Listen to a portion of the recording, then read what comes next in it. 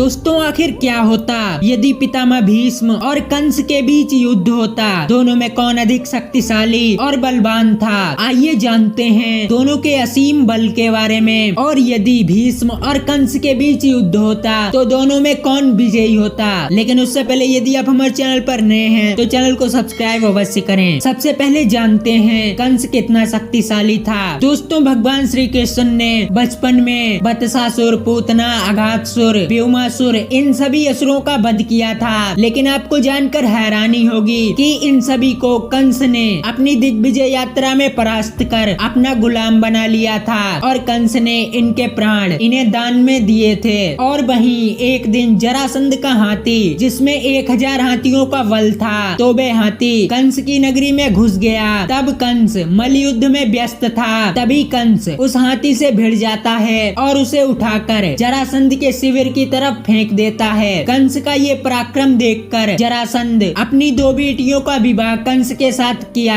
और उससे संधि कर ली। एक बार कंस भगवान परशुराम से भी टकरा गया था। दोस्तों अपनी दिग्विजय यात्रा के दौरान एक बार महेंद्र पर्वत पर गया जहाँ भगवान परशुराम तपस्या में लीन थे। तब परशुराम ने जैसे ही कंस को देखा परशुराम बहुत कुपित हो गए तो कंस ने उनकी परिक्रमा कर उन्हें प्रणाम किया और कहा मैं कोई क्षत्रिय नहीं हूँ। तब भी भगवान परशुराम का क्रोध शांत नहीं हुआ और परशुराम ने कंस को भगवान विष्णु का धनुष दिखाते हुए कहा कि यदि तुमने इस धनुष को उठा लिया तो मैं तुम्हें माफ कर दूंगा और ये धनुष तुम्हें दे दूंगा। कंस ने सहसा से उस धनुष को उठा लिया और उसकी प्रत्यंचा भी चढ़ा डाली तो परशुराम जी प्रसन्न हुए और उसे वो धनुष दे दिया। दोस्तों कंस बहुत ही शक्तिशाली था। और यदि पितामह भीष्म की बात करें तो पितामह भीष्म 8 वसुओं में से एक थे। वे बचपन से ही ब्रह्मचार्य थे। कहते हैं एक बार उनका युद्ध उनके गुरु परशुराम से भी हुआ था और लगभग पितामह भीष्म ने परशुराम को परास्त कर दिया था। दोस्तों भगवान परशुराम ने पितामह भीष्म को